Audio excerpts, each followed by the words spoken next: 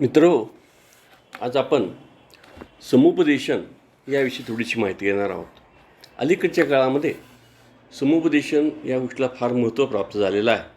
विशेषतः शालेय विद्यार्थी आणि महाविद्यालयीन विद्यार्थी यांच्यासाठी, इव्हन ह्यांसाठीच नाही तर पालकांसाठी समुपदेशन आहे, कौटुंबिक समुपदेशन आहे. या गोष्टीला फार महत्त्व प्राप्त झालं. त्याचं कारण एक असं आहे की समाज जो आहे की आता दिवसेंदिवस असं होत चाललेलं आहे की आपण एकत्र कुटुंब पद्धतीने विभक्त कुटुंब पद्धतीमध्ये आलो, तसंच बाजारीकरणाच्या व्यवस्थेमध्ये आलो, काय जागतिकीकरणाच्या व्यवस्थेमध्ये आलो आणि प्रत्येक मनुष्य हा थोडासा एकटा होत चालला का काय अशी एक परिस्थिती निर्माण चाललेली आहे. आणि त्यामुळं त्याला बोलायला, कुणाशी तरी बोलायला, कुणाशी तरी चर्चा करायला, कुणीतरी त्याला समजावून सांगायला अशी माणसं भेटत नाहीत म्हणा, किंवा तशी परिस्थिती नाही म्हणा.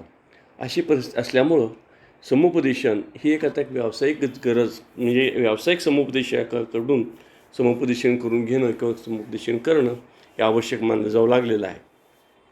आणि म्हणूनच आपण हे समुपदेशन म्हणजे काय, आणि विशेषतः आज आपण समुपदेशनाच्या संदर्भात फक्त शालेय विद्यार्थी आणि महाविद्यालयीन विद्यार्थी यांच्यापुरताच आपण विचार करणार आहोत. त्यापेक्षा वेगळे समुपदेशन, वेगवेगळ्या प्रकारचे समुपदेशनाचे, क्लिनिकल ज्याला आपण काउन्सिलिंग म्हणतो आहे, सायकोलॉजिकल काउन्सिलिंग असतं, व्होकेशनल काउन्सिलिंग असतं. परंतु आपण फक्त मर्यादित या ठिकाणी व्याख्यान ठेवलेलं आहे ते फक्त शालेय विद्यार्थ्यांच्या संदर्भातलं समुपदेशन आणि महाविद्यालयीन विद्यार्थ्यांचं समुपदेशन काय आहे. पहिल्यांदा आपण थोडंसं समुपदेशन ह्याची एक थोडीशी तांत्रिक अशी व्याख्या समजून घेऊया, तात्विक व्याख्या समजून घेऊया. इथे एक पहिली व्याख्या अशी केली पाहिजे एक स्मिथ नावाच्या सद्ग्रस्तानं, की counselling is a process in which the counsellor assist the counselee to make interpretations of facts related to a choice, plan or adjustment which he needs to make. म्हणजे एखाद्याला समायोजन साधण्यासाठी त्यांनी जो काही निवड त्याला करायची आहे त्यासाठी त्यांनी काय करायचे, एखादा काउन्सिलर म्हणजे ज्याला मराठीमध्ये आपण समुपदेशक म्हणतो, आणि काउन्सिली म्हणजे त्याला हल्ली सल्लार्थी म्हणतात. आपण या ठिकाणी सल्लारच्या ऐवजी थोडा वेळ विद्यार्थीच म्हणूया. म्हणजे त्याला आपण काय करतो आहे, अशी मदत करतो कशाचं इंटरप्रिटेशन करायला, तर अशा ज्या फॅक्ट्स असतात रिलेटेड टू चॉईस, त्यांनी जो काही निवडलेलं काही निवड केलेली आहे त्याच्या संदर्भातल्या, की त्यांनी नियोजन केलं, कशासाठी नियोजन केलेलं आहे, तर adjustment which he needs to make, म्हणजे त्याला जे काही गरजेचं आहे ते नियोजन करण्यासाठी जे ॲडजस्टमेंट करतो आहे, आणि त्यासाठी ज्यांनी जी निवड केली आहे त्याच्यासाठी सल्ला देणारी जी काही व्यक्ती असते, एका काउन्सिलरकडनं आपण जे काही देतो त्याला मार्गदर्शन करतो, त्याला आपण समुपदेशन असं म्हणतो आहे. नंतर counselling is a form of interview. दुसरी व्याख्या थोडीशी त्या प्रक्रियेचं स्वरूप सांगणारी आहे. Counselling is a form of interviewing in which the client is help to understand himself more completely in order to correct an environment or adjustment difficulty. म्हणजे या ठिकाणी ही जी व्याख्या आहे ती कशाची आहे, तर प्रक्रिया कशी चालते, तर दोघांमध्ये चालते प्रक्रिया. एक जसं आपण एखादा इंटरव्ह्यू घेतो एखाद्याचा तशा पद्धतीची प्रक्रिया चालते. आणि which the client is help to, म्हणजे जो क्लायंट आहे म्हणजे आता आपण इथे विद्यार्थी म्हणूया, ते अंडरस्टँड हिमसेल्फ म्हणजे त्याला स्वतःची ओळख करून घ्यायला, काय स्वतःची ओळख करून घ्यायला. कशासाठी ओळख करायची आहे, तर एन्व्हायरमेंटला ॲडजस्टमेंट करताना ज्या अडचणी येतात त्या संदर्भात या ठिकाणी जी काही मदत होत असते त्या काउन्सिलरकडनं, आणि त्याची जे यांनी कशीच होत असते, विशेषतः जसे इंटरव्ह्यू प्रक्रिया चालते किंवा मुलाखत प्रक्रिया चालते त्या पद्धतीने होत असते, आणि त्याला आपण काउन्सिलिंग असं म्हणतो. आता तिसरी व्याख्या जरा थोडीशी जास्त समावेशक आहे आणि जास्त स्पष्ट आहे असं मला वाटतं. ग्लॅन्स यांची व्याख्या आहे, counselling is a open ended face to face problem solving situation within which student with professional assistance can focus and begin to solve a problem or problems. म्हणजे जे काही विद्यार्थी आहेत त्यांचे समस्या सोडवण्यासाठी, त्यांच्या समस्यांसाठी फेस टू फेस म्हणजे समोरासमोर, म्हणजे असं होणार नाही की मी पुस्तकातून काहीतरी लिहिलं आणि तुम्ही वाचलं तर मी मग तुम्हाला काउन्सिलिंग केलं, असं काउन्सिलिंग होत नाही. काउन्सिलिंग होण्यासाठी काय व्हायला पाहिजे, फेस टू फेसच असला पाहिजे. आणि ओपन एंड म्हणजे काय, तर मी असे प्रश्न विचारच नाहीत त्याला की हे 4 पर्याय दे त्यातलं तुम्हाला उत्तर दे, असं नाही.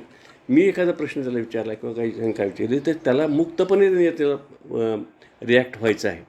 अशा पद्धतीने ही सगळी काय प्रक्रिया चालते, त्याला आपण समुपदेशन असं म्हणतो. आता हे जे समुपदेशन आहे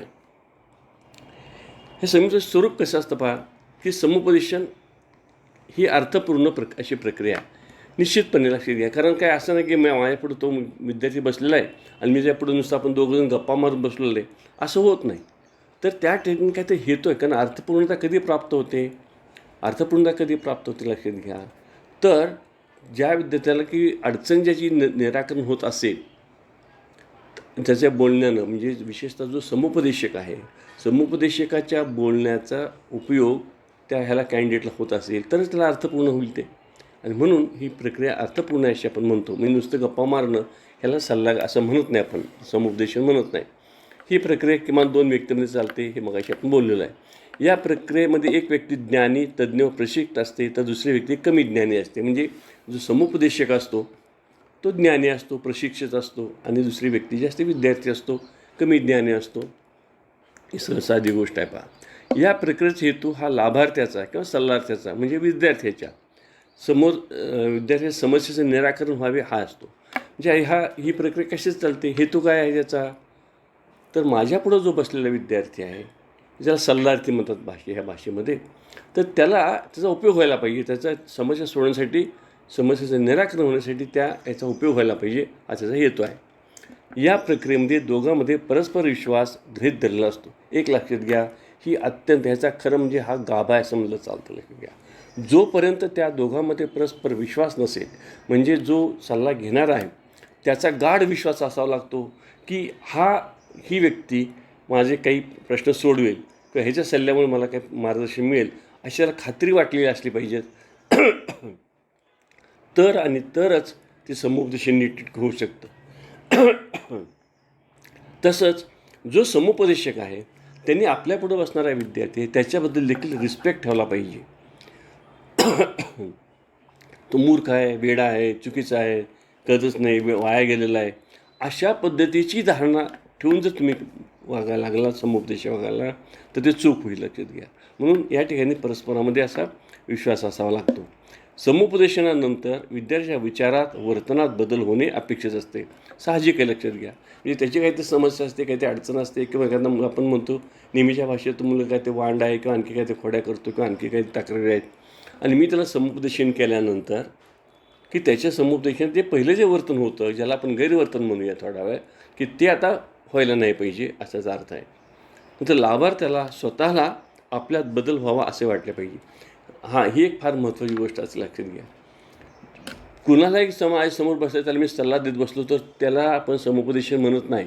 आपण आलो की आपण सल्ला देत बसलो, आपण शहाणे आहोत आणि हा पुढचा मूर्ख आहे असं म्हणून चालत नाही. कधी होतं समुपदेशन, तर मुळात म्हणजे ज्याला सल्ला घ्यायचा आहे त्याला असं वाटलं पाहिजे माझ्यामध्ये काहीतरी ही उणीव आहे किंवा माझ्याकडे हे प्रॉब्लेम्स आहेत आणि मला हे सोडवायचे आहेत, मला माझ्या सुधारणा करून घ्यायची आहे, असा त्याचा विश्वास म्हणा, अशी त्याची वृत्ती असेल तरच ते समुपदेशन होत असतं. लक्षात घ्या. अन्यथा समुपदेशन होत नाही. म्हणून ह्या गोष्टी फार अत्यंत आवश्यक असतात. लक्षात घ्या. नंतर समुपदेशनाचे तंत्र आपण म्हणले की त्याच्यामध्ये काय व्हायला पाहिजे लक्षात घ्या, तर जवळीक निर्माण करणं. म्हणजे जो समुपदेशक असतो आणि तो विद्यार्थी किंवा सल्लार्थी जो आहे त्याच्यामध्ये एक प्रकारची जवळीक व्हायला पाहिजे. त्याला भावनिक सुरक्षितता मिळाली पाहिजे, त्याला विश्वास वाटला पाहिजे की जे काही पुढं बोलतात हे कुठं माझं काही माहिती बाहेर सांगणार नाहीत, त्यामुळे तो त्यामुळे तो खोटं बोलेल काही, आणि खोटं बोललं तर मग तुमचं समुपदेशन करायला काही अर्थच राहणार नाही. त्यांनी जर खरं बोलायचं असेल तर तुमच्याबद्दल त्याला विश्वास वाटला पाहिजे की ही व्यक्ती जी आहे ही असं काही करणार नाही किंवा मला सगळं समजून घेईल. अशा पद्धतीची एक जवळीक निर्माण करणं हे समुपदेशकाचं फार मोठं काम असतं. नंतर आत्मप्रचिती करून देणं.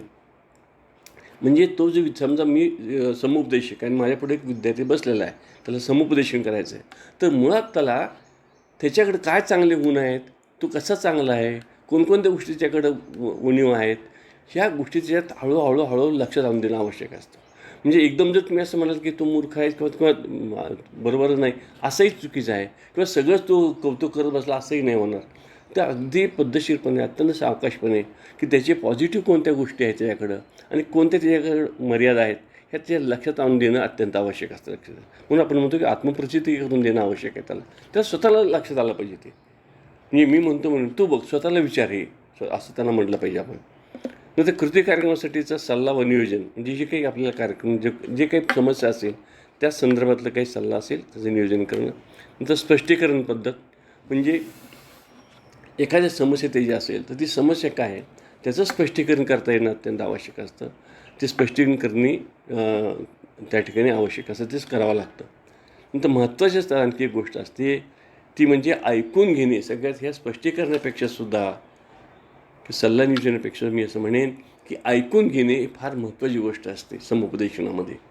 कारण पुढं बसलेला जो सल्ला ते असतो त्याला सारखं असं वाटत असतं की माझं कुणी ऐकूनच घेत नाही आणि म्हणून मग त्याचे काही प्रॉब्लेम क्रिएट झाले असतात. आणि म्हणून मग त्याला असं वाटलं पाहिजे की माझं समजून घेणारं कुणीतरी आहे आणि ही पुढं बसणारी व्यक्ती जी आहे समजून घेणारी आहे. आणि म्हणून तो जो काही म्हणेल ते आपण ऐकून घेतलं पाहिजे. आपण त्याला सांगण्यापेक्षा त्याचं काय काय म्हणणं आहे, कशाबद्दल म्हणणं आहे, त्याची अडचण कशासाठी तो आपल्याकडे आलेला आहे. समजा त्याचं असं झालं असेल की शालेय अभ्यासाच्या संदर्भात त्याचे काही प्रॉब्लेम असतील तर त्याचं ऐकून घेतलं पाहिजे. तर तो सांगतो सर आमचे सरच चांगले नाहीत किंवा ते विषय चांगला शिकवतच नाहीत किंवा मला घरात वेळच नाही, काय जे त्याचं म्हणणं असेल ते सगळं ऐकून घेणं आणि हळूहळू त्याच्या म्हणण्यात कदाचित काही चूक असेल, सगळं त्याचं म्हणणं बरोबर असतं असं नाही, पण त्याचं म्हणणं सगळं मात्र ऐकून घेतलं पाहिजे आपण. आणि मग आपण हळूहळू त्याच्यातले काय केलं पाहिजे एक गोष्ट कशी खोडत आपण गेलं पाहिजे आणि मग आपण विशिष्ट त्या पॉईंटला आपण जायला पाहिजे. नंतर माहितीचं विश्लेषण, जी ते माहिती देतो मग अशी म्हणतो तुम्हाला की त्याला विचारलं आपण किंवा समजा त्याला कुठेतरी गणितात काहीतरी अडचणी येते म्हणा किंवा शालेय अभ्यासक्रमात अडचणी येते म्हणा, कुठेतरी विषय शिकण्यात अडचणी येते असेल तर मग तो सांगतो, सगळ्या सबबी सांगत असतो, सगळी कारणं सांगत असतो.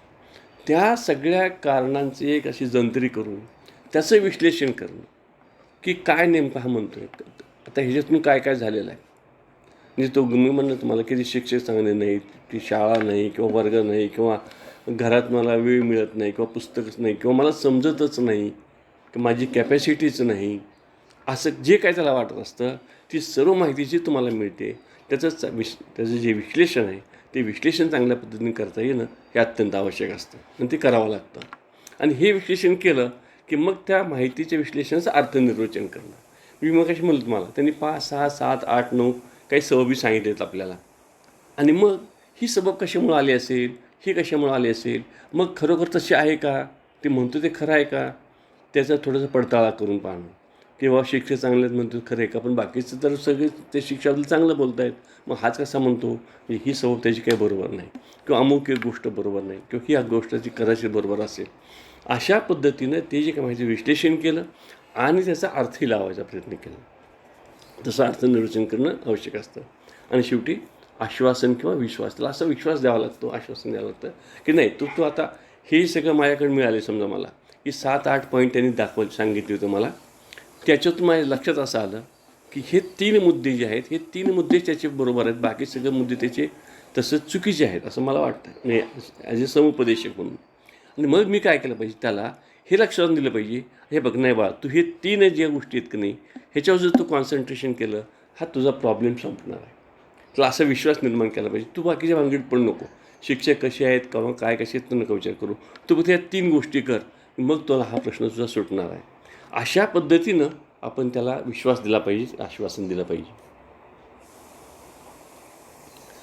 तर शालेय समुपदेशन, त्या शालेय समुपदेशनामध्ये आपण असं म्हणूया की साधारणपणे वयाच्या 12 वर्षापर्यंत, म्हणजे मी असं प्राथमिक शाळा डोळ्यासमोर साधारण ठेवलेली ती की 12 वर्षापर्यंत मुलाची उंची 137 सेंटीमीटर आहे ते 152 सेंटीमीटर दरम्यान असते, तर मुलींची उंची 135 ते 150 सेंटीमीटरपर्यंत असते.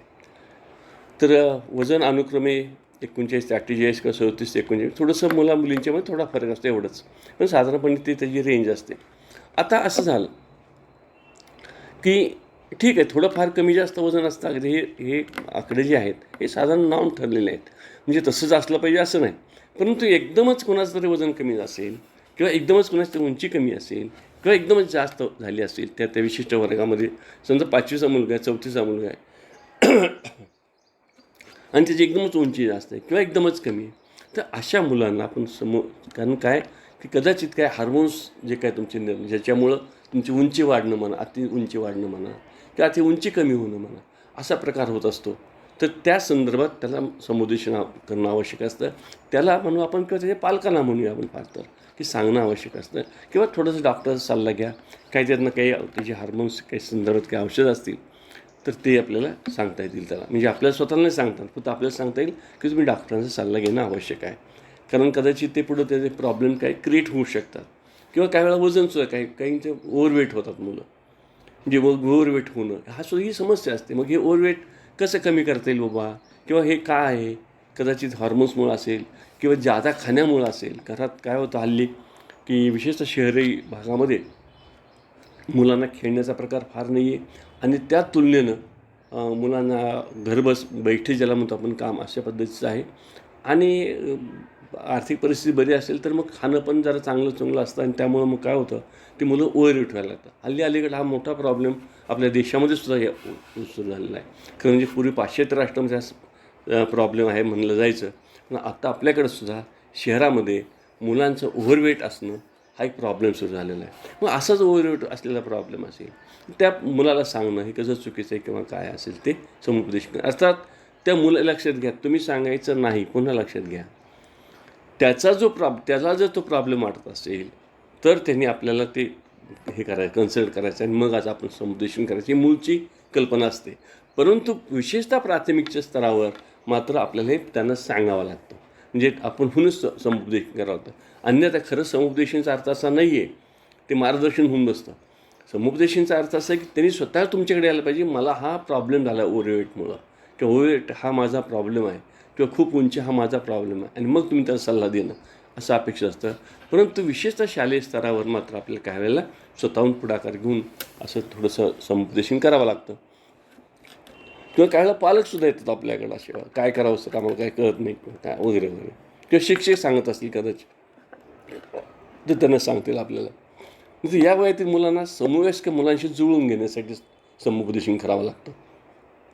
काय होतं हल्ली घरामध्ये, मी म्हणलं एक तर आता विभक्त कुटुंब पद्धती असल्यामुळे घरामध्ये 2च मुलं वाढत असतात. बऱ्याच वेळा त्या मुलांचे खूप लाडही होतात, आणि ही मुलं जेव्हा वर्गात जातात शाळेत, तर त्यांना घरात जे काही सगळं स्वातंत्र्य मिळालेलं असतं, जे काही सुखसोयी मिळालेल्या असतात, तशाच सुखसोयी, तसंच स्वातंत्र्य, त्याच्या मनाप्रमाणे मला सगळं मिळालं पाहिजे असं वाटायला लागतं. पण मित्रमंडळी जे असतात तसं सगळी नाही देणार तुम्हाला ना. प्रत्येक वेळा घरात तुम्हाला प्रत्येकाला समजा 2 मुलं असतील तर प्रत्येकाला गोष्ट मिळेल, आई वडील देतील, पण मित्रामध्ये असं होणार नाही.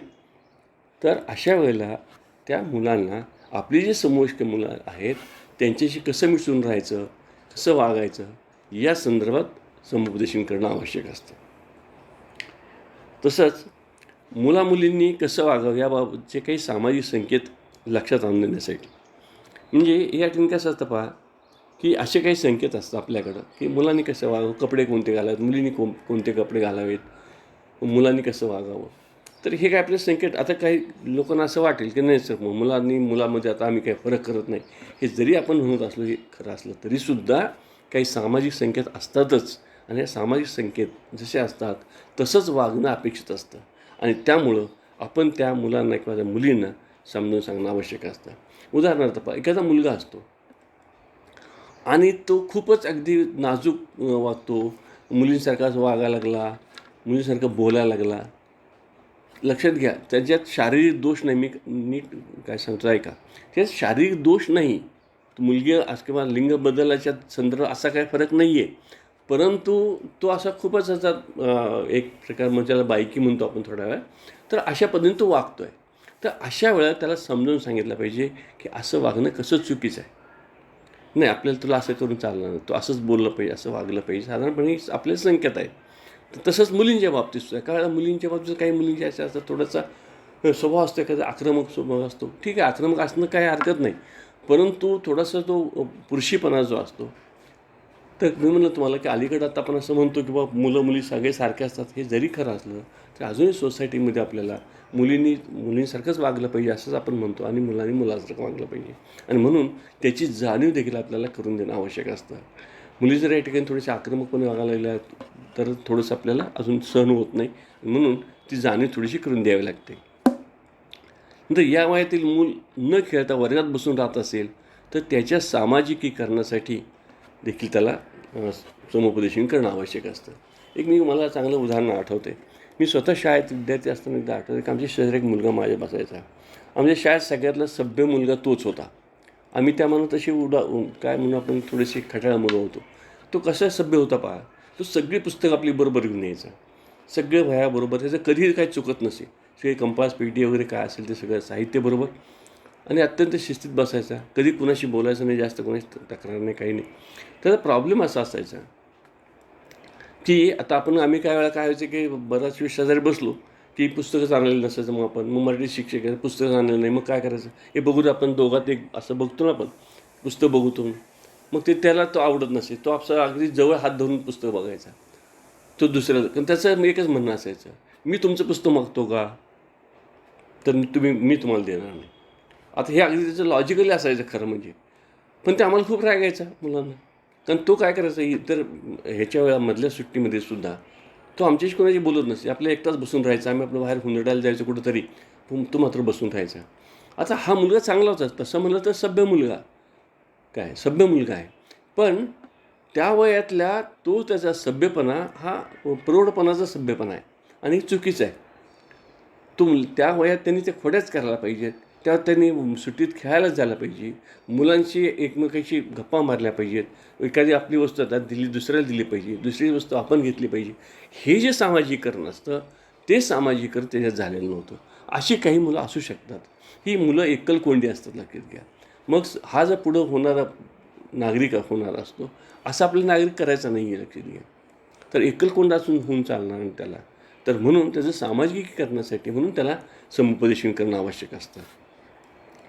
तसंच अप्रगत असण्याची कारणे शोधून ते दूर करण्यासाठी काय असतं मी म्हणलं तुम्हाला, वर्गामध्ये समजा 50 मुलांचा वर्ग असं आपण धरलं तर एक 2-3 मुलं अशी असतात किंवा 3-4 मुलं अशी असतात त्यांना नाही समजत. म्हणजे गणिताचा शिक्षक असतो, ते गणिताचे शिक्षक सांगतात, सगळ्या वर्गाला त्यांना समजतं. मग गणिताचे शिक्षक काय करतात, मग अरे मी सगळ्याला तुला कसं काय समजत नाही, मग ते 4 हे तू सुधारणारच नाही, तुझ्यात काही फरक पडणार नाही, त्याच्यात काही वेळ घालण्यात काही अर्थ नाही, असं म्हणून चालत नाही, लक्षात घ्या. समजा अशी एक कल्पना करूया की ते 4 मुलं जी आहेत, ते 4 मुलं म्हणजे एक उदाहरण दिले सरांनी सोडवायला, एक समजून दिले प्रकार, आणि त्याच्यानंतर एक उदाहरण सोडवायला दिलं. त्यांनी उदाहरण सोडवायला दिल्यानंतर काय जायचं आहे, 4 मुलांना उदाहरण काय सोडवता आलेलं नाही, बाकी सगळ्यांना आलेलं आहे. शिक्षकाच्या पुढं हाच प्रश्न आहे, मी जर सगळ्यांना 46 मुलांना समजतो तर ह्यांना का समजत नाही. तर हे लक्षात घ्या की त्यांना का समजत नाही हे त्यांना समजतच नसतं, लक्षात घ्या. त्यांना तो शिक्षक त्यालाच तुला काय समजत नाही, तर त्याला जर समजत असतं तर समजलंच असतं ना. म्हणून हे शिक्षकालाच लक्षात घ्यायला पाहिजे त्यांना का समजलेलं नाही. कदाचित ती 4 मुलं जी आहेत ते 4 मुलांचं सुद्धा तुम्ही जे उदाहरण शिकवलेलं आहे किंवा काही भाग शिकवलेला आहे तो समजण्याची प्रत्येकाची कारणं वेगळी असू शकतील. एखाद्याचं असं असेल की एखाद्याचं अटेंटिव्ह तो नसेल, त्यावेळेला तुम्ही ज्यावेळेला बोललात तर मी समजून दिलं त्यावेळेला तो अटेंटिव्ह नसेल, त्यामुळे त्याला समज नसेल. एखादा मुलगा असा असेल की त्यासाठी असणारं प्रिव्हियस नॉलेज किंवा पूर्वज्ञान असतं ते त्याच्याकडे नव्हतं म्हणून त्याला समजत नसेल. असे वेगवेगळे कारणं असू शकतील. मग ती कारणं शोधून त्यांना तसं समुपदेशन करणं आवश्यक असतं. म्हणजे अप्रगतता जी त्याची आहे किंवा अप्रगत आहेत तो त्याचे कारणांचा शोध घेऊन ते दूर करण्यासाठी, ते कारण दूर करण्यासाठी समुपदेशन आवश्यक असतं. नंतर प्रज्ञावंत मुलं असतील तर त्यांनी कसा अभ्यास करावा, कोणत्या परीक्षा द्याव्यात, त्यांच्या समजण्यासाठी सुद्धा समुपदेशन करणं आवश्यक असतं. वर्गात जसं मगाशी म्हणलं म्हणजे 4 मुलं अशी असतात, तर एखादा मुलगा असाही असतो तो खूपच ब्रिलियंट असतो. मग होतं काय बऱ्याच वेळा की तो जो मुलगा ब्रिलियंट आहे, अत्यंत ज्याला प्रज्ञावंत मुलं आपण म्हणतो किंवा कुशाग्र बुद्धीचा मुलगा म्हणतो आपण, असाच जर तो मुलगा असेल तर अशा मुलांना सुद्धा समुपदेशन करणं आवश्यक आहे. काय म्हणून, कारण नाही तर काय होईल, तो मुलगा कायम तो वर्गात पहिला असल्यामुळे त्याला नेहमी असं वाटेल की मी सरसच आहे, मी श्रेष्ठच आहे, पुढं तो कष्ट घ्यायचा काही कष्टच घेणार नाही, कशासाठी बौद्धिक कष्ट घेणारच नाही, अभ्यासच करणार नाही, कारण तो आहे हुशारच आहे, त्याला एकदा वाचले कळतं. मग त्याला इथं न थांबता त्याला आणखी जादाचा अभ्यासक्रम कसा देता येईल, त्याने कसा अभ्यास करावा, त्याने आणखी कोणता जादा अभ्यास करावा, त्याला आणखी कोणते स्वाध्याय करावेत, तू कोणत्या स्पर्धा परीक्षा द्याव्यात, त्याला वेगवेगळं कसं गुंतवून ठेवता येईल, त्याला तू कुणाशी स्पर्धा करावी, तुम्ही कशी स्पर्धा करावी, अशा पद्धतीचं समुपदेशन करणं आवश्यक असतं. तसंच हा जो मुलगा आहे त्यामध्ये कदाचित अहममान्यता येण्याची शक्यता असते की मी हुशारच आहे, मी यांच्यापेक्षा वेगळाच आहे, आणि एक प्रकारची अहममान्यता येते आणि तो इतरांपासून फटकून वागण्याची शक्यता निर्माण होते. अशा वेळेला त्याला देखील इतर मुलांशी समायोजन करण्यासाठी म्हणून देखील समुपदेशन करणं आवश्यक असतं. नंतर जी दिव्यांग मुलं असतात ते दिव्यांग मुलांना त्यांच्या जे काही जे काही अपंगत्व आहे किंवा न्यूनत्व जे आहे त्यांचं, त्याच्याशिवाय दुसरी इंद्रिय जी आहेत जी कशी कार्यक्षम करून कसं आपल्याला अध्ययन करता येईल या संदर्भात समुपदेशन करता येईल. त्यांच्या क्षमता कशी वाढवते, एक उदाहरणार्थ आपण घेऊया की समजा अशी कल्पना करू की एखादा पायाने तो अपंग एखादा मुलगा आहे की त्याचा पाय थोडासा तो हे झालेला आहे, पोलिओमुळे खराब झालेला आहे. तर ते ते जे आहे ते सोडून म्हणजे पायाच्या संदर्भातलं अपंगत्व सोडून इतर गोष्टी ज्या आहेत त्याला कशा चांगल्या करता येतील या संदर्भात त्याला आपण समुपदेशन करणं आवश्यक आहे. तसं एखादा अंध मुलगा आहे, अंध मुलाला अंध असल्यामुळं इतर त्याची इंद्रिय आहेत ती कशी कार्यक्षम करून घेता येतील. अर्थात हे लक्षात घ्या की मला एकट्याला कदाचित करता येणार नाही, मला माहिती नसेल तर मी दुसऱ्याची माहिती घ्यायची दुसऱ्याकडून आणि त्याला ते करायचं आहे. कारण समुपदेशकाचं काम असं आहे की सगळंच मला माहीत असेल अशी काही गॅरंटी नाही. जरी आपण म्हणलं की तो तज्ज्ञ असतो, तो प्रशिक्षक असतो, तरीसुद्धा तो काय असं काय परमेश्वर नाही, लक्षात घ्या. त्यामुळे मग अशा वेळेला त्यांनी काय करायचं असतं, अशा वेळेला त्यांनी तज्ज्ञ माणसाची माहिती घ्यायची तज्ज्ञ माणसाकडून आणि मग त्या अनुषंगानं त्या दिव्यांग मुलांना समुपदेशन करायचं. तसंच ह्या दिव्यांग मुलांना शासकीय योजना कोणकोणत्या तुमच्यासाठी आहेत त्यांच्या संदर्भात त्यांना हे द्यावं लागतं. नंतर कोणतं कौशल्य प्राप्त केलं त्या संदर्भात समुपदेशन करावं लागतं. तसेच ह्या मुलांना इतरांशी कसं समायोजन साधायचं या संदर्भात. म्हणजे काय होईल एखाद्या वेळेला की एखादा तो समजा मग कशी म्हणल्याप्रमाणे तो पायाने थोडासा तो अधू मुलगा आहे, तर तो काय होतं बऱ्याच वेळेला मग तो दुसऱ्यांची सहानुभूती घ्यायचा प्रयत्न करतो. फक्त हे चुकीचं आहे, लक्षात घ्या. दुसऱ्याचं लक्ष आपल्याकडे वेधून घ्यावं असाचा प्रयत्न राहतो, मग हे चुकीचं आहे. त्याला नॉर्मल स्टुडंट आहे असंच आपल्याला वागवायचं आहे, असंच त्याला वाढवायचं आहे आणि म्हणून त्या दृष्टीने त्याला समुपदेशन करणं आवश्यक आहे. तुझ्यात काही दोष नाही, काही नाही, तर पायाचा काही संबंध नाही, चल तू सगळ्याबरोबर तू पण आलं पाहिजे प्रत्येक वेळा खेळायला किंवा आणखी काय केलं. कारण हा जो खेळ आहे त्यात पायाचा काही संबंध येत नाही, त्या हातात संबंध येतो, तर हाताने खेळता येते ती गोष्ट अशा अर्थानं. नंतर प्राथमिक स्तरावर देखील कोणते व्यवसाय शिक्षण घेणे शक्य आहे किंवा कोणते कौशल्य प्राप्त केले पाहिजे या बाबतीत. आता काय होतं पहा की अलीकडं आता व्यवसाय शिक्षण तर आपण 6वीपासून नवीन शैक्षणिक धोरणामध्ये 6वीपासूनच व्यवसाय शिक्षण द्यावं अशी आता अपेक्षा वाढलेली आहे. अगदी प्रत्यक्षात व्यवसाय नाही करता येणार त्याला, अगदी काही लगेच काही तो व्यवसाय करू शकतो अशाला भाग नाही. किंवा प्रत्येक ज्याला आपण व्यवसाय शिक्षण ज्याला म्हणतो रूढ भाषेत असं व्यवसाय शिक्षण असणार नाही. पण त्यासाठी असणार काही किमान कौशल्य जे असतं ते कौशल्य जे आहे त्याची ओळख करून देता येईल का, कोणते कौशल्य त्याला शक्य आहे. एक उदाहरण मी सांगेन तुम्हाला की आम्ही शाळेत शिकवत असताना तरी एक 8वीला एक कार्यानुभव होता, ती विद्युत उपकरणाची निगा आणि दुरुस्ती. मग त्याच्यामध्ये स्क्रूड्रायव्हर कसा धरायचा, स्क्रू कसा पिळायचा, की तर विद्युत ती तारा जी असतात त्या कशा जोडायच्या, हे साधे साधे छोटे छोटी स्किल्स होती. म्हणजे लगेच काय तो मास्टर होणं आम्हाला अपेक्षित नाही, पण त्याला हे शक्य आहे. तर हे अशा पद्धतीचं काही व्यवसाय शिक्षण त्याला जे काही त्याच्या सोयीचं असेल किंवा तुम्हाला त्या शाळेमध्ये जे सोयीचं असेल तशा पद्धतीचं त्या ठिकाणी हे त्याला समुपदेशन करणं आवश्यक असतं. किंवा नंतर असंही होतं बाकी सुलभ कृषी कार्य नावाचं एक कार्याक्रम होता. म्हणजे बाबा साधं कुंडीतलं बागकाम आहे, तर काय करता येईल त्याच्यामध्ये, मग ते तर या ठिकाणी कोणतं कौशल्य लागतं त्याला, ते त्याला सहज शक्य आहे की नाही, मग हे त्याला व्यवसाय करायला काय अडचण आहे, म्हणजे अशा प्रकारचं कौशल्य कसं प्राप्त करता येईल, तर तेच त्या संदर्भात त्याला समुपदेशन करणं आवश्यक असतं. नंतर माध्यमिक स्तरावर जेव्हा 9वी-10वीला मुलगा जातो त्या आता हे समस्या निर्माण होतात. लक्षात घ्या की त्याच्या शरीरामध्ये काय बदल होतात आणि त्या शरीरातल्या बदल जे होतात त्याच्या अनुषंगानं मग भावनिक बदल देखील व्हायला लागतात. मग हे जे आहे त्यांच्या लैंगिक समस्या निर्माण होतात. विशेषतः म्हणजे ज्याला आपण म्हणतो की वीर्यपतन होणं किंवा मुलींच्या बाबतीत मासिक पाळी सुरू होणं असे प्रकार व्हायला सुरुवात. खरं 10वीला हा प्रकार होतो, 9वी-10वीला सुरुवात होतो. आता हा जो काही प्रकार आहे त्यामुळं मग त्या मुलीला असं काय ते गिल्टी वाटते का, काही असं वाटतं की चुकीचं काय तर आहे किंवा मुलाला असं वाटतं की आपल्याकडे काय आपण पाप करतो का काय. तर ह्या गोष्टी ज्या आहेत ह्या गोष्टी कशा नैसर्गिक आहेत या संदर्भातलं समुपदेशन करणं या मुलांना आवश्यक असतं. नंतर हे जे काय म्हणजे शारीरिक बदल म्हणलं ना, शारीरिक बदल पण होत जातात. म्हणजे स्त्रीच्या मुलींच्या शरीराचा जो काही आकार असतो तो आकार थोडासा वेगळ्या पद्धतीनं विकसित होतो. पुरुषांच्या बाबतीत वेगळ्या पद्धतीने होतो. म्हणजे पुरुषाचे खांदे जे असतात ते थोडेसे भरदार व्हायला लागतात हळूहळू. आणि मुलींच्या देखील या ठिकाणी जो काही शारीरिक गोलाई ज्याला म्हणतो आपण त्याची गोलाई वाढत चाललेली असते. तर ह्या ज्या गोष्टी असतात ह्या गोष्टी ह्या इतक्या कॉमन आहेत, ज्याबद्दल काही वाईट वाटायचं किंवा फार मोठं चांगलं वाटायचं काही कारण नाही, नैसर्गिक गोष्ट आहे. अशा पद्धतीचंच त्याला समुपदेशन करणं आवश्यक असतं. नंतर लैंगिक भावनेच्या उद्रेकावर नियंत्रण ठेवण्याबाबतीत, जसं म्हणलं मला आता शारीरिक ज्या गोष्टी झालेल्या आहेत त्याच्या अनुषंगानं आता लैंगिक भावना निर्माण झालेल्या असतात आपल्या. म्हणजे मुलाला मुलीबद्दल किंवा मुलीला मुलाबद्दल आकर्षण वाटणं हे अगदी नैसर्गिक आहे. जर कुणा संबंध असेल की नाही असं मला वाटतच नाही, ते चूक आहे, लक्षात घे, की ते खोटं बोलतो. तर हे पण ह्याच्यावर आपल्याला नियंत्रण कसं ठेवलं पाहिजे, त्यासाठी काय केलं पाहिजे, या संबंधात त्याला समुपदेशन करणं आवश्यक आहे. कारण अशा पद्धतीनं म्हणजे समजा लैंगिक भावना जी आहे त्याचं जास्त उद्दीपित झाल्या तर त्याचं जे काही तुम्ही नैसर्गिक, ज्याला आपण सहज प्रवर्तन म्हणतो, नैसर्गिक पद्धतीने तुम्ही जर शमन करायचा प्रयत्न केलात ते काय प्रॉब्लेम होऊ शकतात, ह्या गोष्टीची जाणीव त्याला करून देणं आवश्यक असतं, लक्षात घ्या. आणि म्हणून ह्याच्यावर नियंत्रण कसं ठेवायचं या संदर्भात त्यांना समुपदेशन करणं आवश्यक असतं.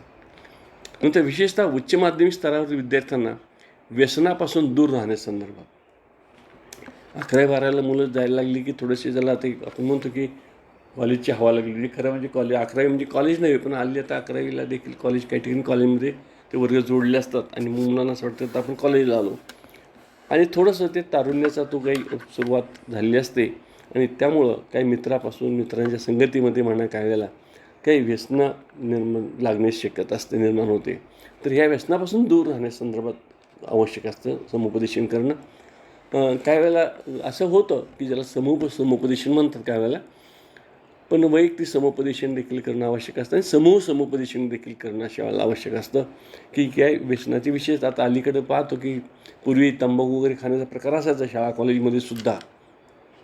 आता अलीकडे हा काय फारसा प्रकार दिसत नाही, पण तो काही ठिकाणी अजूनही काही ठिकाणी मावा वगैरे खाणारे काही मुलं आढळतात. तर त्याचे काय परिणाम दुष्परिणाम होतात काय नाही वगैरे अशा पद्धतीचं, आणि ते कसं आपल्याला टाळता येईल, समजा एखाद्याला व्यसन लागलंच असेल तर ते कसं टाळता येईल किंवा कसं कमी करता येईल या संदर्भात त्याला समुपदेशन करणं अत्यंत आवश्यक असतं. नंतर 12वीनंतर कोणकोणते शैक्षणिक व व्यावसायिक कोर्सेस उपलब्ध आहेत या संदर्भात काय होतं पहा. खरं म्हणजे 12वीनंतर म्हणण्यापेक्षा 10वीनंतर म्हणलं तरी चालेल. 10वीनंतरच कोणती शाखा त्यांनी निवडावी, म्हणजे आर्ट्सला जावं का सायन्सला जावं का कॉमर्सला जावं, हा पहिल्यांदा भाग घेऊया, नंतर 12वीचं बघू आपण. म्हणजे या ठिकाणी काय होतं पहा की त्या मुलाला काय नेमकं तुला आवडतं आहे, त्याची अभिरुची काय आहे, तुझी ॲप्टिट्यूड काय आहे, हे पाहून त्याला सांगणं की बा तू इथं जाणं जास्त बरं होईल, तू आर्ट्सला जा. तू समजा कवी मनाचा आहे, थोडंसं त्याला दिसतं आपल्याला की की त्याच्यामध्ये थोडी साहित्यिक गुण दिसतात आपल्याला, त्याचा कल जो आहे थोडासा आर्टिस्टिक आहे, शब्दसौकर्य जास्त त्याच्याकडं, तर तो आर्ट्सला जा. कशाला जातो सायन्सला, नाही सायन्सला फार महत्त्व आहे म्हणून सायन्सला जायचं असं नको विचार करू ना. तुझा कल कसा आहे, तुझ्या अभिरुची काय, तुला काय वाटतं, तुला आवडतं काय, हे लक्षात घेऊन त्याला आपण समुपदेशन करणं आवश्यक. कारण असंही होईल कदाचित की त्याची गरज काय आहे, म्हणजे जशी आवड वेगळी गोष्ट आहे आणि त्याची गरज वेगळी गोष्ट आहे. गरज काय आहे त्याप्रमाणे देखील समजा असं असेल की साधारणपणे घरची परिस्थिती काय फारशी काही चांगली नाही आहे, पटकन घरची वाट बघतात, त्याला कधी नोकरी मिळेल किंवा काहीतरी हा पोटापाण्याला लागेल असं वाटतं घरच्यांना.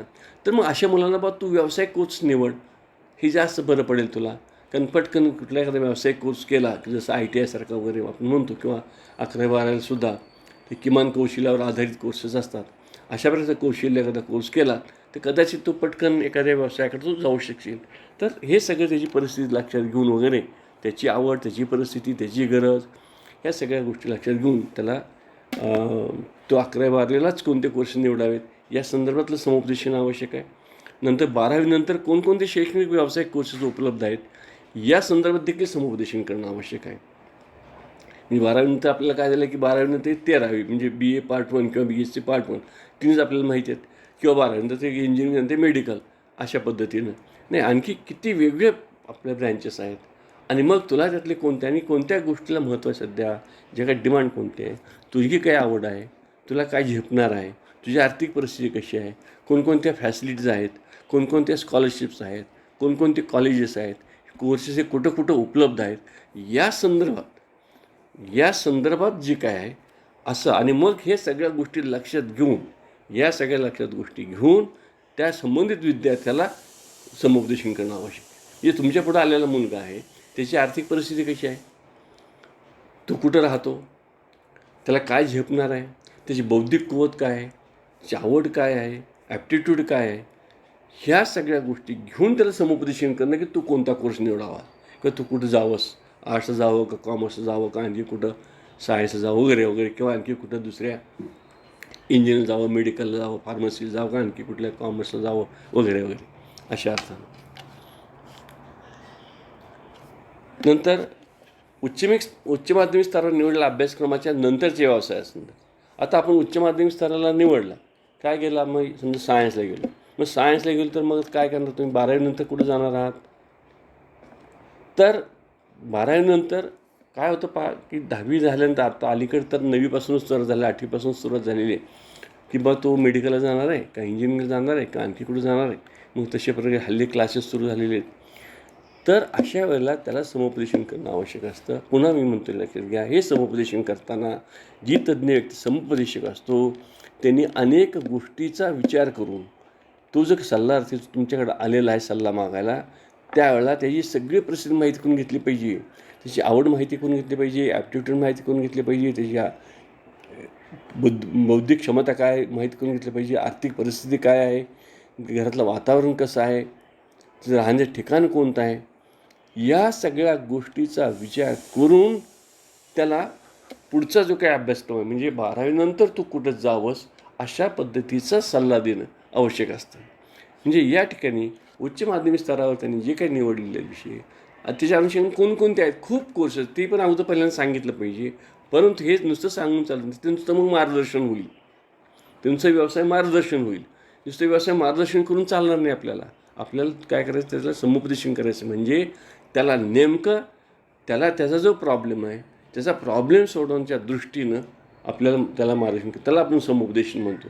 त्याचं नुसती माहिती होईल ना, वेगवेगळ्या व्यवसायात असे कोर्सेस आहेत, त्याचं माहिती कुठेही मिळेल. आपल्याला ह्या गोष्टी लक्षात घेऊन त्याला समुपदेशन करायचं. हे पुढं म्हणलंच आहे आपण पहा, विद्यार्थ्याच्या विविध क्षमता अभिरुची लक्षात घेऊन अभ्यासपूरक कार्यक्रमात सहभागी होण्यासंदर्भात सुद्धा. म्हणजे आपला जो काही पाल्य आहे किंवा जो काही विद्यार्थी आहेत शाळेमध्ये, तर समजा असा असेल तो चांगला कलाकार आहे किंवा कलावंत आहे, चांगला ओरॅटर आहे की चांगला तो कविता म्हणतो किंवा चांगला नाटकात काम करतो वगैरे. तर आणि पण आईवडिलांचं काय झालेलं आहे की आईवडिलांना असं वाटतं की नाही त्यांनी तिकडं करू नाही, आमच्या मुलाला त्याचं दुर्लक्ष होईल अभ्यासाकडं आणि मग त्याला डॉक्टरकडे जायचं किंवा इंजिनिअरिंगला जायचं आहे, ते दुर्लक्ष होईल असं होत असतं काय वेळेला. आणि मग त्या मुलाची फार कुचंबना होते. आणि त्याची आवड असते नाट्याची किंवा काही संगीताची किंवा काही कलेची किंवा ओरेटरीची, आणि पालक मात्र म्हणतात की सायन्सचा आग्रह असतो, डॉक्टरकीचा आग्रह असतो. अशा वेळेला त्याची कुचंबना होते. अशा वेळेला त्यांनी अभ्यासपूरक कार्यक्रमात कसं सहभागी व्हावं या संस्थेला हे करणं आवश्यक असतं, समुपदेशन करणं आवश्यक आहे. अर्थात या वेळेला लक्षात घ्या, पालकांना आता खरं म्हणजे अलीकडचं मला नेहमी असं वाटत आलेलं आहे की पालकांनाच खरं समुपदेशन करणं आवश्यक आहे विद्यार्थ्यांना करण्यापेक्षा. अशी परिस्थिती म्हणजे ज्याला मी म्हणतो नेहमी की हल्ली आता जसं मुलांच्या शाळा असतात तशा पालकांच्या शाळासुद्धा सुरू व्हायला हरकत नाही. कमीत कमी निदान आपली मुलं 10वीला गेल्यानंतर 10वीच्या पालकांच्या शाळा तर नक्कीच सुरू व्हायला पाहिजे, 10वीच्या आणि 12वीच्या पालकांची अशी परिस्थिती आपल्याकडे आहे. तर ते त्या दृष्टीनं आपण काय विचार केला पाहिजे, त्या मुलाला सांगितलं पाहिजे आता तुला नाटकाचं अंग आहे तर तू नाटकात याच्यामध्ये भाग घे किंवा तू एखादं तुझी क्षमता काय आहे असं असेल. कदाचित विद्यार्थी क्षमता बौद्धिक क्षमता खूप असेल आणि अभिरुची त्याची नाटकाकडं असेल आणि त्याच्या घरच्यांची जर ओढ असेल नाही त्याला डॉक्टर किंवा इंजिनिअरकडेच जायचं आहे, आणि मुलाला मग आपण विचारात घेतला पाहिजे की त्याला काय वाटतं आहे, आणि मग आपण त्याला त्या संदर्भात त्याची जे काही दोन्हीचे फायदे तोटे म्हणा किंवा ज्या काही गोष्टी असतात हे सगळं समजून सांगितलं पाहिजे. आणि तशा पद्धतीने समुपदेशन केलं पाहिजे की त्यांनी नेमकं काय निवडावं त्यातून. नाटकाकडे जावं कारण तिकडे गेलं तर थोडासा वेळ जाणारच आहे तुझा, इकडे वेळ खर्च होणार आहे, त्यामुळे अभ्यासाकडे थोडं दुर्लक्ष होणार आहे, हे मान्य करावं लागेल. आणि म्हणून मग अशा वेळेला काय करायचं त्यांनी, हा जो त्या मुलाचा जो प्रश्न असतो, मुलाला देखील ह्या सगळ्या परिस्थितीचा विचार करूनच आपण समुपदेशन करणं अपेक्षित असतं. नंतर लैंगिक भावनांचे उदात्तीकरण कसे करावे यासाठी समुपदेशन करणं. म्हणजे म्हणलं तुम्हाला की लैंगिक भावना ही नैसर्गिक भावना आहे, मुलाला मुलीबद्दल आकर्षण वाटणं का मुलीला मुलाबद्दल आकर्षण वाटण्यात काहीच गैर नाही आहे. म्हणून मग काय करावं त्या मुला-मुलींनी? एकत्र यावं का? संबंध प्रस्थापित करावेत का? नाही. असं चालणार नाही आपल्याला. कारण समाज मान्य गोष्ट नाही आहे. मग काय असतं अशा वेळेला? तर ह्या लैंगिक भावना ज्या असतात त्या समाज मान्य मार्गाने व्यक्त करणं. म्हणजे मग साहित्यातून, चित्रातून, कथातून, कादंबऱ्यातून, नाटकातून अशा कलेच्या माध्यमातून ह्या भावना व्यक्त करणं हे आवश्यक असतं. आणि ते कसं करायचं? म्हणजे बघ मी कथा लेख, गोष्ट लिही जसं आपण म्हणतो मी म्हणतो काय वेळा मी बऱ्याच वेळा शाळा कॉलेजमधली मुलं जेव्हा प्रेमपत्र लिहितात ना त्यावेळा जर त्या सुरुवातीचं प्रिय त्या पुढचं जे नाव असतं त्याच्यावर आपण बोट ठेवलं आणि शेवटी तुझाच त्यावेळेस जर बोट ठेवलं तर मध्येच सगळं लिहिलं असतं ते खरं म्हणजे सगळं काव्यच असतं, चांगलं साहित्य असतं. कारण तो किंवा ती आपल्या जो काही प्रियकर किंवा प्रियशी जे असते त्याचं असं काही वर्णन करत असतो, इतक्या कल्पना लढवलेल्या असतात जे एक चांगल्या चांगल्या साहित्यिकाला जे आठवत नाही किंवा सुचत नाहीत ते ह्या पठ्ठ्याला जमत असतात. मग हे त्याचं साहित्यिकच गुण आहे, लक्षात घ्या. काय कारण धोका फक्त कुठेतरी ती प्रिय तू सुरुवातीला म्हणल्यानं खालचं जे आहे हा हे तर गोंधळ आहे सगळा. आणि म्हणून मग त्यांनी काय केलं होतं की आपल्या अशा भावना जेव्हा त्याला जर असं त्याच्याकडे गुण असेल तर तो साहित्यातून कथा लिही, कादंबरी लिही, गोष्ट लिही, कविता लिही, नाट्यात भाग घे.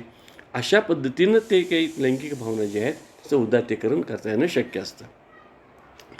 त्याचबरोबर लैंगिक संबंध ठेवल्यामुळे कोणते आजार होऊ शकतात या संदर्भात देखील समुपदेशन करणं आवश्यक आहे. म्हणजे बऱ्याच वेळा आपल्याला माहिती आहे की एड्ससारखा जो मध्ये खूपच त्याचं एक प्रस्ताव होतं, सरकार खूप प्रयत्नशील होतं, संपूर्ण जगामध्ये त्याच्याबद्दल खूप प्रयत्न झाले. पण केवळ एड्सच नव्हे तर काही लैंगिक आजार होऊ शकतात, चुकीच्या पद्धतीनं संबंध ठेवतात, त्यातनं काही प्रॉब्लेम क्रिएट होतात की केवळ ती मुलगी प्रेग्नंट राहणं किंवा एवढाच हा प्रकार नाही आहे, तेवढ्यापुरता मर्यादित नाही आहे.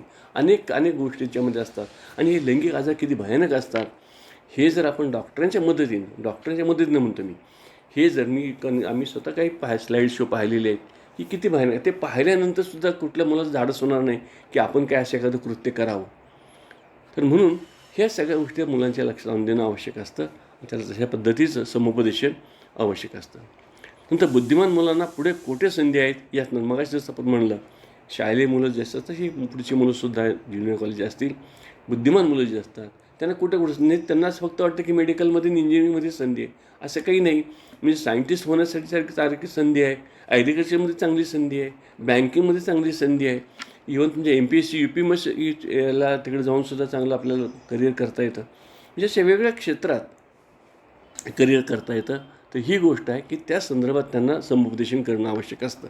म्हणजे तो मुलगा असतो बुद्धिमान, मग त्याला जर त्याचा जो काही बुद्धिमान मुलगा आहे की त्याला फक्त एकच एक ट्रॅक असून नाही चालणार की त्याला जे काय मी म्हणलं तुम्हाला मग अशा ज्या सगळ्या आपण गोष्टी विचारात घेतल्या त्या सगळ्या गोष्टी विचारात घेऊन त्याप्रमाणे त्याला समुपदेशन करणं.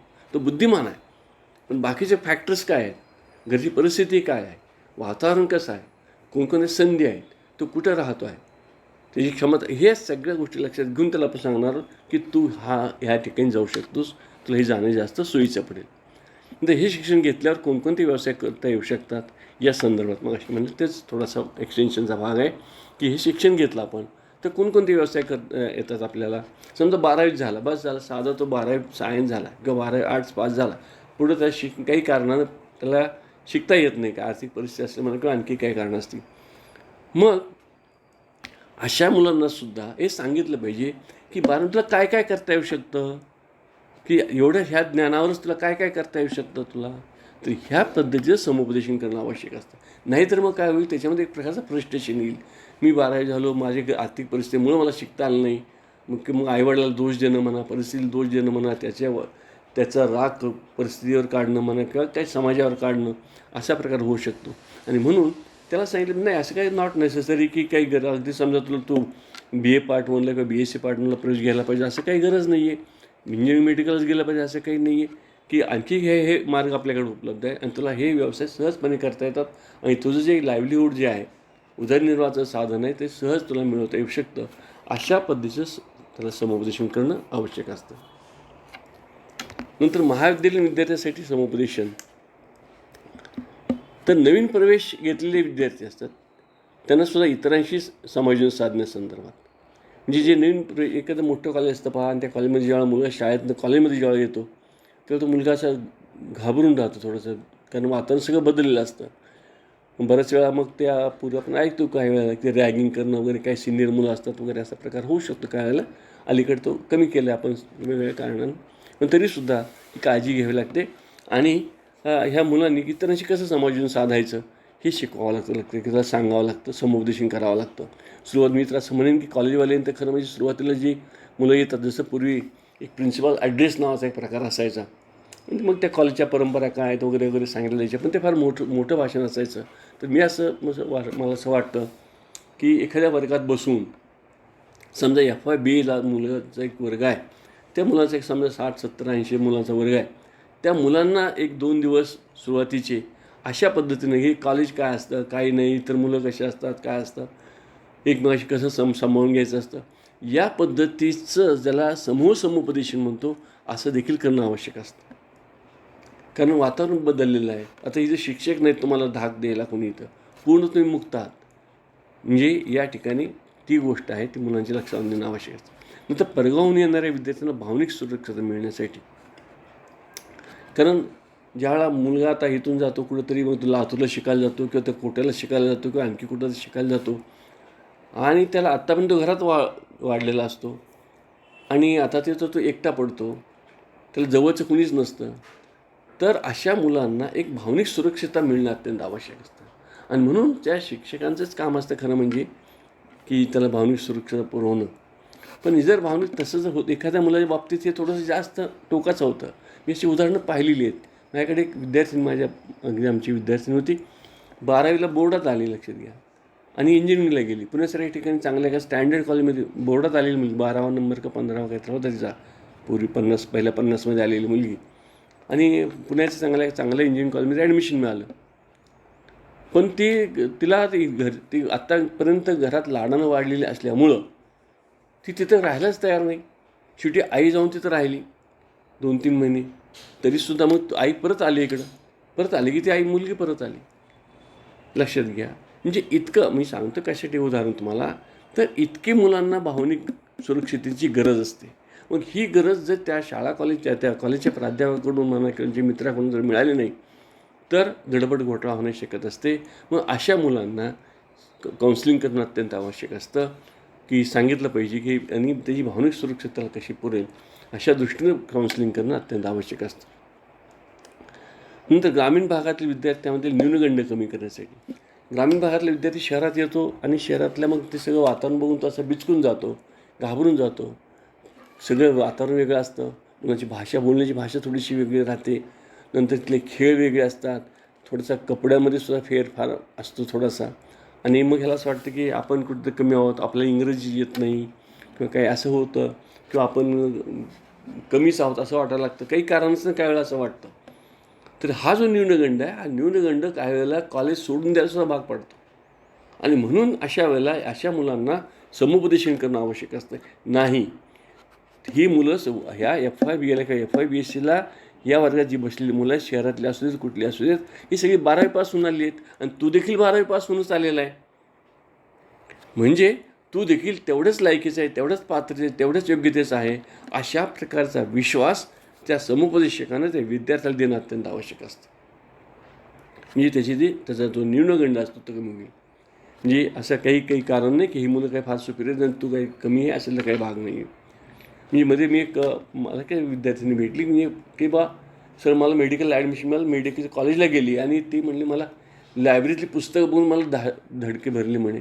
कसली मोठी पुस्तकं अशी होती आणि कसं आता हे माझं काय होणार. ते लक्षात घ्या की ही जी भीती असते, कारण असं वाटतं की मग तिला हेच सांगितलं की तू हे लक्षात घ्या, तू ज्यावेळेला मेडिकलला गेली तू क्रीम ऑफ दी सोसायटी आहेस. ज्यावेळेस तुला मेडिकलला ॲडमिशन मिळालं आहे त्यावेळेस तू बुद्धिमानच आहेस, म्हणून तर तुला मेडिकल ॲडमिशन मिळालं आहे असं लक्षात घेतो. पुस्तक किती मोठी आहेत वगैरे काय भिऊ नको तू. बाकीच्या मुलींनी तेवढेच मार्क मिळाले आहेत, बाकीच्या मुलांना तेवढेच मार्क मिळाले आहेत, मग तू काय घाबरतेस. ती मुलं जर करणार अभ्यास तर तुला नाही का जमणार, असा विचार करून त्या ठिकाणी ती मुलगी टिकून राहिली. लक्षात घ्या. त्याच्यासाठी गोष्ट आवश्यक असते. नंतर इंग्रजीसारख्या माध्यम शिकताना वाटणारी भीती कमी करण्यासाठी, हा तर अगदी सर्रास सगळीकडे आढळणारा प्रॉब्लेम आहे. ती इंग्रजीतनं, कारण काय होतं बऱ्याच वेळा मुलगा 10वी-12वीतनं शिकतो, 10वी शिकतो आणि इकडे येतो कॉलेजला येतात सगळे इंग्रजीतनं शिकवायला लागले की मग त्याला प्रॉब्लेम वाटायला लागतो. मला स्वतःला आठवतं आहे, मी शाळा खेड्यातनं गेलो आणि मी आमच्याकडे पूर्वी ते 11वी होती खेड्यात, तर मी 11वी मराठी माध्यमामध्ये शिकलो आणि कॉलेजमध्ये गेल्यानंतर एकदम इंग्रजीमध्ये शिकायला लागले सायन्सला.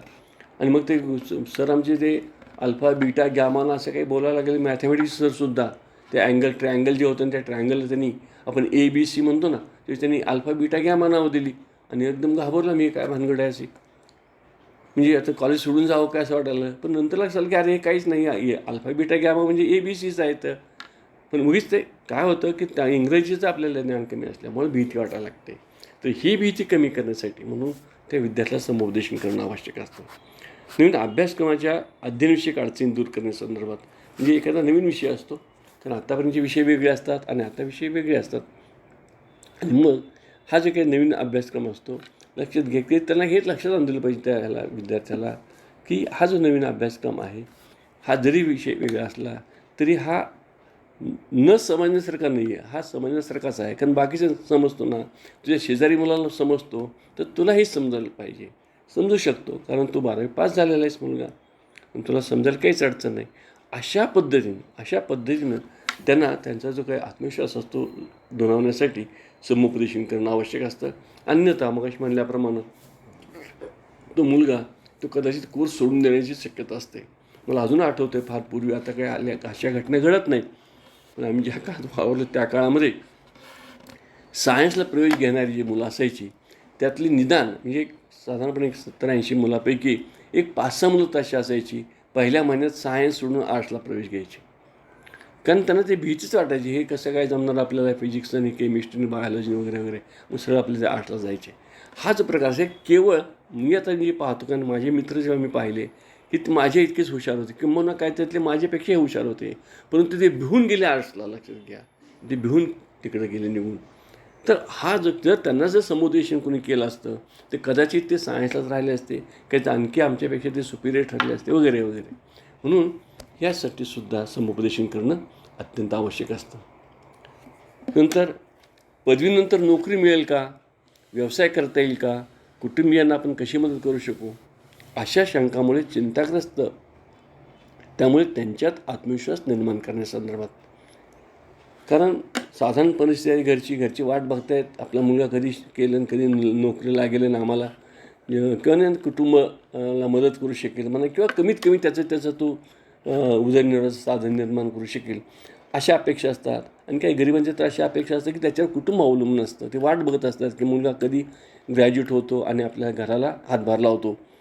आणि मग त्या मुलाला अशी जी मुलं असतात ह्या मुलांना एक चिंता सतावत असते सारखी, कसं व्हायचं, मी शेक्सपियर शिकतो आहे वर्गात येतं, पण कसं माझं लक्ष लागेल शेक्सपियर शिकायला, कारण हे मी BA होऊनसुद्धा मला कुठं नोकरी मिळणार आहे, जर मला नोकरी मिळाली नाही तर मला काय करता येईल, मला नोकरी मिळत नाही, व्यवसाय काय करता येणार नाही, मग कुटुंबियांना कशी मदत करणार. तर अशा वेळेला अशा मुलांना एक प्रकारचा कॉन्फिडन्स देण्यासाठी म्हणून समुपदेशन करणं आवश्यक असतं. त्याला समुपदेशन करणं अत्यंत आवश्यक असतं की नाही तुला हे करता येतं, तू BA झालेला आहेस ना, ठीक आहे, तू BA मराठी झालेला काय हरकत नाही. एक साधी गोष्ट लक्षात घे, 12वी झालेला एक मनुष्य असतो, मजूर असतो, कुणी असतो, दुकानात काम करतो, कुठेतरी एखादा तो तुमच्या मॉलमध्ये काम करू, ह्याच्यामध्ये तो 12वी झालेला आहेस, तू तर ग्रॅज्युएट झालेला आहेस, त्याच्यापेक्षा तर तू नक्कीच सरस आहेस, तुला हे यायलाच पाहिजे, तुला नक्की येईल, काहीच अडचण नाही. असंच काही नाही की अमुकच नोकरी मिळाली पाहिजे असं काही भाग नाही. पैसे तर कुठल्याही पद्धतीने आपल्याला मिळवता येतात. दुसऱ्याच व्यवसाय हा अमुक विशिष्ट व्यवसाय करून देखील आपल्याला नोकरी पैसे मिळवता येतील.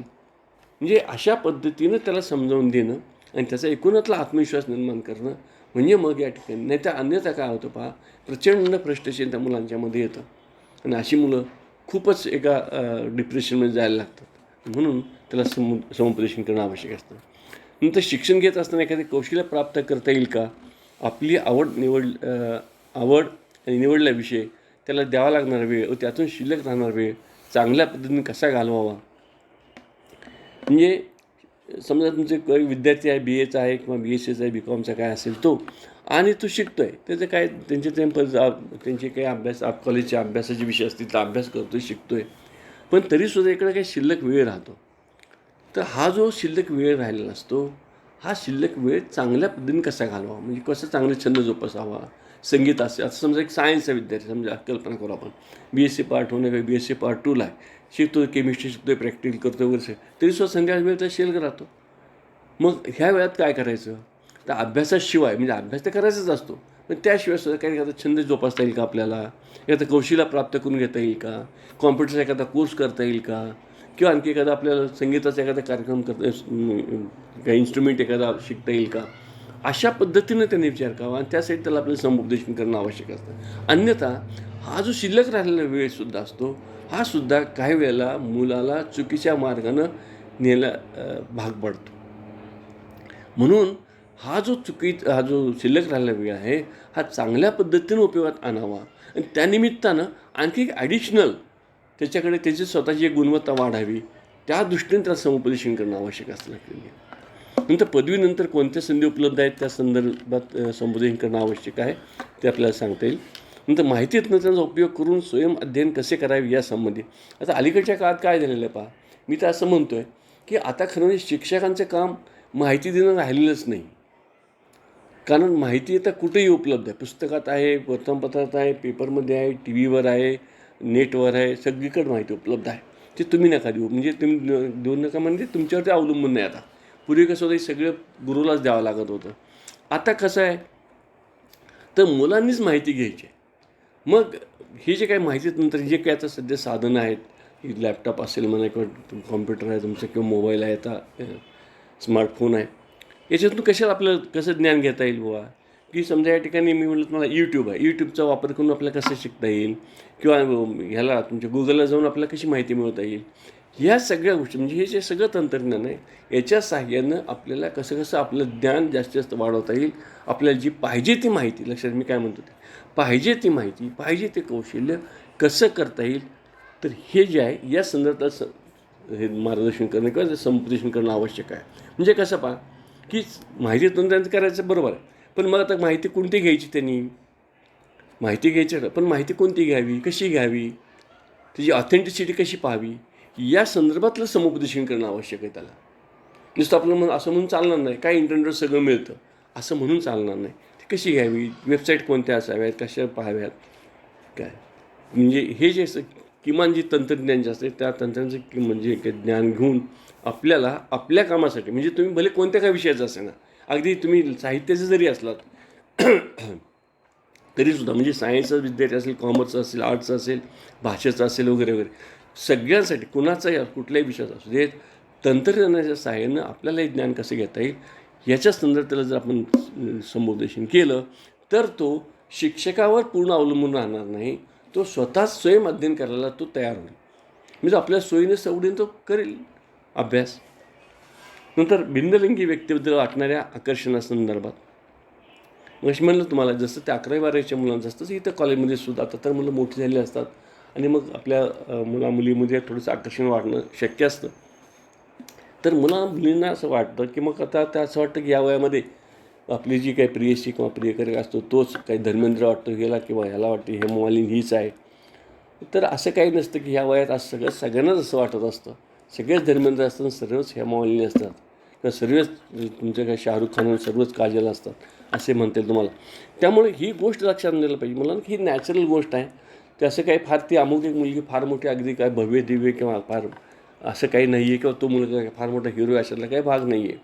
ही अगदी ही नैसर्गिक वाटणारी भावना आहे आणि त्यामुळं आपलं ध्येय जे आहे त्या ध्येयापासून विचलित न होता, आपल्या ध्येयापासून विचलित न होता यामध्ये किती गुंतून पडायचं या संदर्भात त्याला समुपदेशन करणं आवश्यक आहे. बऱ्याच वेळा काय होतं, मुलं थोडेसे आणखी एक पाऊल पुढे जातात आणि मोहात पडतात. काय वेळेला चुकीच्या मार्गाने जाण्याची शक्यता असते, त्यावेळेला त्याही समजून सांगितलं पाहिजे, असं नाही करून चालणार. तुला तुझी घरची परिस्थिती काय आहे, तुझ्या उद्दिष्ट काय आहेत, तू काय केलं पाहिजे अगोदर आणि मग हेकडे गेला पाहिजे अशा अर्थानं.